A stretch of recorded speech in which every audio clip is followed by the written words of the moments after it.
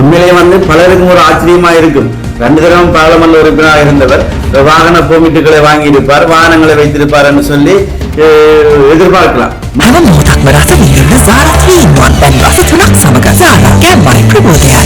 மாகாண சபையில் ஒரு முறை இருந்தவர் என்று சொல்லி அவரிடம் பணம் இருக்கலாம் என்று எதிர்பார்க்கலாம். உண்மையிலேயே நாங்கள் அறிந்தபடியும் நான் அவரோடு கூட இந்த நினைவேந்தர்கள் போன்ற விடயங்களுக்கு பயணிக்கின்ற பொழுது அவருக்கு ஒரு நாள் நான் அவளை போறேன், கலாச்சாரம் கோல் பண்றார். இவர் வாகனத்தை அங்க விட்டு வருஷ கணக்கு ஆச்சுது. பிஹெச்ஏ டெங்கு நுழம்பிக்கு கேஸ் போட போறானா, ஐயா இந்த வாகனத்தை கொண்டு போங்க.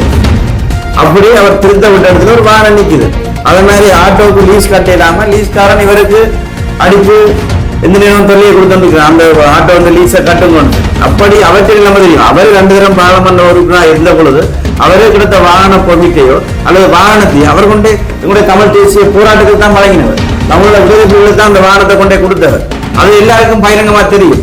ஆகவே அவர் அந்த தன்னுடைய பாராளுமன்ற உறுப்பினர் என்ற பதவியை வைத்துக் கொண்டு அவர் சொகுசாக வாழவில்லை.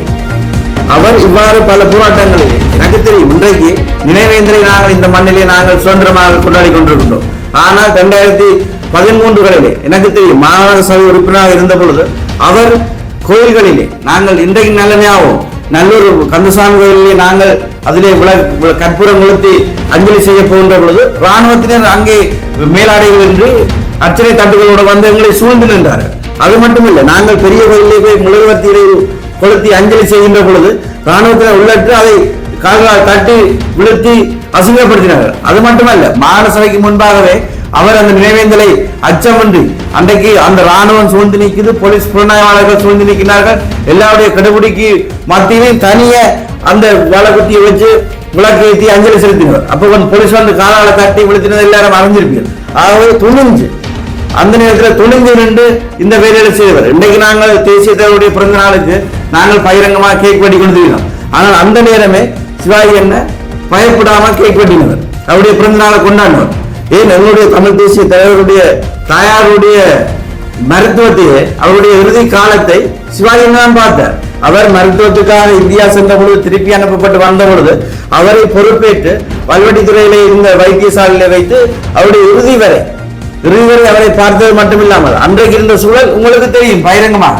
நாங்கள் இங்கே ஒரு சாதாரணமாக ஒரு போராட்டத்தோடு ஒரு பங்களித்தவர்களுடைய மனச்சடங்குக்கே செல்ல முடியாது இருந்த பொழுது எங்களுடைய போராட்டங்களுடைய அடித்தளம் எங்களுடைய தேசிய தலைவருடைய தாயாருடைய இறுதி நிகழ்வை அவர் துணிந்து செய்திருந்தார்.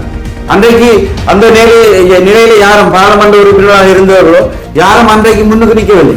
சிவாஜி அண்ணன் தான் துணிந்து அந்த வேலையை செய்திருந்தார். ஆகவே இப்படியான ஒரு மனிதர் இன்றைக்கு அவர் இதை கேட்டிருக்க மாட்டார், மக்களிடம் பகிரங்கமாக அவர் கேட்டிருக்க மாட்டார். அவரோடு இருந்தவர்கள் அவருடைய நண்பர்கள் சில வழி சொல்லியிருப்பார், அண்ணன் கேளுங்க, உங்களுக்கு கேட்டாதான் தெரியும். இப்ப கேட்டபடிதான் தெரியுது அவருக்கு இவ்வளவு மக்கள் அவர் மீது அன்பு கொண்டு அள்ளி கொடுக்கின்றார்கள் என்று அவருக்கு தெரிகின்றது. ஆகவே அவருடைய உடல் நலம் தொடர்பாகவோ அவருக்கு வருகின்ற நிதிகள் தொடர்பாகவோ அர்ச்சுனா ராமநாதன் அல்ல வேறு ஒருவரும் கலைக்க முடியாது என்பதை இந்த வேளையில் சொல்லிக் கொள்கின்றோம். அனைவருக்கும் வணக்கம். அண்மைய நாட்களிலே எங்களுடைய வல்வெட்டித்துறையினுடைய கௌரவ நகரபிதா, முன்னாள் பாராளுமன்ற உறுப்பினர், முன்னாள் மாகாண சபை உறுப்பினர் அண்ணன் சிவாஜிலிங்கம் அவர்களுடைய உடல்நிலை தொடர்பாக அவருடைய மருத்துவ செலவுகளுக்கு நிதி அன்பளிப்புகள் எங்களுடைய தமிழ் மக்களிடமிருந்து வருவது தொடர்பாக பல்வேறு கருத்துக்கள் முன்வைக்கப்படுகின்றது. உண்மையிலேயே எங்களுடைய சிவாஜி அண்ணனை பற்றி நாங்கள் சொல்லி யாரும் தெரிந்து கொள்ள தேவையில்லை.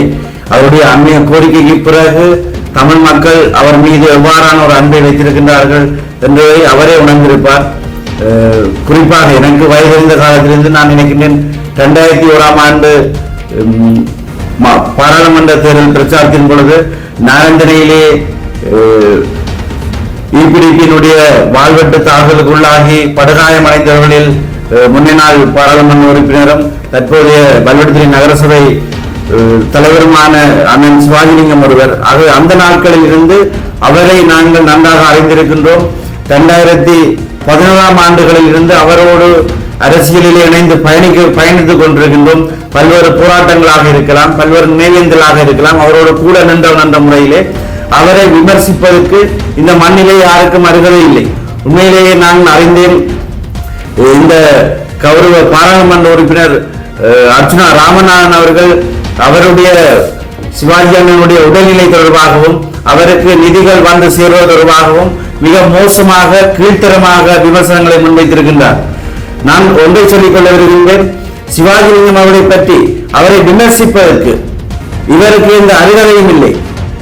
அர்ச்சுனா ராமநாதன் அவருடைய பணிகள் தொடர்பாகவோ அல்லது அவருடைய அரசியல் சேவைகள் தொடர்பாகவோ ஒரு துளிவு கூட இந்த மண்ணுக்கோ இந்த மக்களுக்கு செய்யாதவர். ஆகவே அப்படியான ஒருவர் எங்களுடைய அண்ணனை விமர்சிப்பதற்கு இந்த தகுதியும் இல்லை. ஆகவே நாங்கள் அவரை பகிரங்கமாக எச்சரிக்கை விடுகின்றோம். தமிழ் தேசிய பரப்பிலே அவர்தான் இந்த புலம்பெயர் மக்களையும் இந்த தமிழ் மக்களையும் ஏமாற்றி அரசியலுக்கு வந்து புலம்பெயர் மக்களிடமிருந்து நிதிகளை கோடிக்கணக்கான நிதிகளை பெற்று சொகுசு வாழ்க்கை வாழ்ந்து கொண்டிருக்கக்கூடிய ஒருவர். அவர் தன்னை போல் மற்றவர்களையும் சிந்திக்கின்றார். இப்படியாக பணம் பெற அவருக்கு தெரியும். புலம்பெயர் நாடுகளிலிருந்து எவ்வளவு தொகையான பணங்களை அந்த மக்களும் அந்த பெண்களும் அள்ளி வழங்குகின்றார் என்று அவருக்கு தெரியும். அதை போலத்தான் இப்படி சிவாஜி அண்ணனுக்கு நிதியை அன்பளிப்பு வழங்கினால் தனக்கு நிதி சேராது என்ற ஒரு ஆதங்கத்திலே, தனக்கு நிதி வந்து சேர்ந்து விடாத என்ற ஆதங்கத்திலே இவ்வாறான ஒரு வேலையை செய்து கொண்டிருக்கின்றார். ஆகவே இதை நாங்கள் அவருடைய விமர்சனத்தை அனுமதிக்க முடியாது. நாங்கள் ஆரம்பத்திலும் கூட சொல்லியிருந்தோம், அர்ச்சுனா ராமநாதன் அவர்களுக்கு அவர் வெளிநாடுகளிலே போய் எங்களுடைய மண்ணையும் எங்களுடைய இளைஞர்களையும் விற்ற பொழுது அவருக்கு நாங்கள் தெளிவாக சொல்லியிருந்தோம், பகிரங்கமாக எங்களுடைய யாழ்ப்பாண இளைஞர்களுடன் பகிரங்க விவாதத்துக்கு வருவதற்கு தயாராக என்ற கேள்வியை நாங்கள் கேட்டிருந்தோம். நாங்கள் திரும்பவும் அவரிடம் கேட்கின்றோம், உங்களுக்கு துணிவு இருந்தால் அர்ச்சுனா ராமநாதன் அவர்களை உங்களுக்கு துணிவு இருந்தால் தமிழ் தேசியம் தொடர்பாக தமிழ் தேசிய போராட்டம் தொடர்பாக எங்களுடைய இளைஞர்களோடு பகிரங்க விவாதத்துக்கு வருவதற்கு நீங்கள் தயாரா? நீங்கள் சொல்லுகின்ற எந்த இடத்திலாவது நாங்கள் விவாதத்துக்கு வர தயாராக இருக்கின்றோம். அல்லது நீங்கள் எங்களுடைய மண்ணுக்கு இந்த மக்களுக்கு இதுவரை என்னத்தை செய்து கொண்டிருக்கிறீர்கள்? இந்த மண்ணையும் இந்த மக்களையும் விட்டு பிழைக்கின்றதை தான் செய்து கொண்டிருக்கிறீர்கள். நீங்கள் உங்களுக்கு நாங்கள் திரும்ப ஒரு சவாலை விடுகின்றோம். உங்களால் முடிந்தால் மீண்டும் தமிழக மண்ணிலே கால் வைக்க முடியுமா? சொல்லுங்கள். முடிந்தால் மீண்டும் தமிழக மண்ணிலே நீங்கள் கால் வைக்க முடியுமா? இந்த மக்களை, தமிழீழத்தை, தமிழ் தேசிய போராட்டத்தை அந்த மண்ணிலே போய் தமிழகத்துக்கு போய் விட்டுட்டு வந்திருக்கிறார். இவரை பார்த்தால் எங்களுடைய தமிழ் மக்களுடைய நிலை என்ன என்பதை வேடிக்கையாகவும் ஒரு கேலிக்காகவும் கேலிக்குத்தாகவும் இருக்கும். ஆகவே இப்படி போன்றவர்களை இந்த மண்ணிலே நாங்கள் மீண்டும் அனுமதிப்பதற்கு தயாராக இல்லை. தெரிந்தோ தெரியாமலோ எங்களுடைய மக்கள் தென்மாட்சி மக்களும் இணைந்து அவரை பாராளுமன்றத்துக்கு அனுப்பிவிட்டார்கள். அந்த கனவை யோசித்து அவர் ருசித்துக் கொண்டு மீண்டும் ஒரு மாகாண சபை தேர்தல் வந்தால் அதிலும் தான் இலகுவாக வென்று விடலாம் என்று சொல்லி பகல் கனவு கண்டு கொண்டிருக்கின்றார். நாங்கள் சொல்லுகின்றோம், முடிந்தால் நீங்கள் எங்களோடு பகிரங்க விவாதத்துக்கு வாருங்கள். அதற்கு பிறகு மாகாண சபை தேர்தலோ உள்ளாட்சி தேர்தலோ இதிலே நீங்கள் சந்திக்கிறதுக்கு தயாராக இருக்கலாம். ஆகவே இப்படியான ஒரு பாராளுமன்ற உறுப்பினர், எங்களுடைய உண்மையாக ஒரு பாராளுமன்ற உறுப்பினர்கள் எங்களுடைய தமிழ் தேசிய பரப்பிலே தந்தை செல்வா, அமிர்தலிங்கம் போன்ற ஒரு பாரம்பரியத்திலிருந்து வந்த படித்த சமூகமாக இருந்த பாராளுமன்ற உறுப்பினர்கள் வரிசையிலே இன்றைக்கு எங்களுடைய மண்ணையும் மக்களையும் கேவலப்படுத்துகின்ற ஒருவர் இந்த பாராளுமன்றத்தில் இருப்பது எங்களுக்கு வெட்கக்கேடாக இருக்கின்றது. இவர் பாராளுமன்றத்தில் பேசுகின்ற பொழுது நாங்கள் வெட்கி தலைமுறைய வேண்டியவர்களாக இருக்கிறோம். ஆகவே நாங்கள் இந்த விமர்சனத்தை ஏன் முன்வைக்கின்றோம் என்று சொன்னார், அறிந்தோ தெரியாமலோ நாங்கள் அர்ச்சுனா ராமநாதன் என்ற ஒரு மனிதர் இந்த மண்ணுக்கும் மக்களுக்கும் அடையாளப்படுத்துவதற்கு நாங்கள் காரணமாக இருந்திருக்கின்றோம்.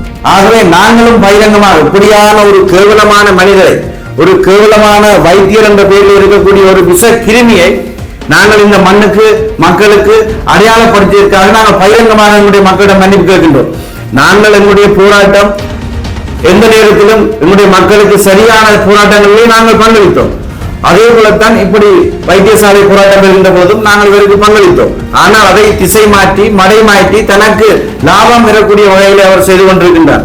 ஆகவே அர்ச்சுனா ராமநாதன், சிவாஜிலிங்கம் போன்றவர்களுடைய தியாகத்தையும் தமிழ் தேசிய உணர்வையும் மலங்கடிக்கும் முகமாக கதைப்பதை உடனடியாக நிறுத்த வேண்டும்.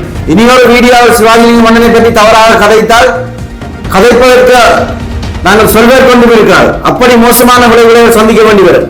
நாங்கள் பகிரங்கமாக எச்சரிக்கை விடுகின்றோம். நீங்க முடிந்தால் போய் போலீசில் முறையிடுங்கள். தென்னாட்சி மண்ணிலே வந்து நின்று கொண்டு சிவாஜிலிங்க மண்ணை பற்றி கதைப்பீர்களாக இருந்தால் நடப்பது வேறாக இருக்கும். ஆகவே நாங்கள் பகிரங்கமாக இந்த எச்சரிக்கை விடுகின்றோம். அவர் தன்னுடைய தவறுக்கு ஒரு சிவாஜிலிங்கம் போன்று உணர்வாளர்களுடைய உயிரிலே அவர் விளையாடக்கூடாது. அவருக்கு போதிய அளவான நிதி பெற வேண்டும். அவர் எதிர்பார்த்ததை விட அதிகளவான நிதி அவருக்கு கிடைக்க வேண்டும். நம்முடைய தமிழ் மக்கள் அவருக்கு இந்த மருத்துவ செலவுக்கு மட்டுமல்ல, அவருடைய எளிய மருத்துவ செலவு முடிந்த அவருடைய பராமரிப்புக்கு அல்லது அவருடைய வாழ்க்கை செலவுக்கு எங்களுடைய மக்கள் தான் பாதுகாக்க வேண்டும். அவரை ஒரு போராட்டங்களை வளர்த்துவிட்ட மக்கள் அப்படி ஒரு போராட்டத்தோடு அந்த தமிழ் தேசியோடு உணர்வோடு இருப்பவரை எங்களுடைய தமிழ் தேசிய தலைவருடைய தாயை பாதுகாத்தவரை நாங்கள் பாதுகாக்க வேண்டிய பொறுப்பு எங்களுக்கு இருக்கின்றது. ஆகவே பொதுமக்கள் எங்களுடைய தமிழ் தேசிய பரப்பில் உள்ள அனைவரும் ஒன்றிணைந்து சிவாஜிலிங்கம் அண்ணனுடைய மருத்துவ செலவுக்கு மட்டுமல்லாமல் அவருடைய வாழ்க்கைக்கும் நாங்கள் இறுதிவரை நாங்கள் உறுதுணையாக இருக்க வேண்டும் என்று கேட்டுக்கொண்டு விடைபெறுகின்றேன். நன்றி. නවසිලන්තේ නෙන උකුරස පිරි ඩයමන්ඩ් කිරිපිටි අපෙන් ඔබට සුපිරි මිලකට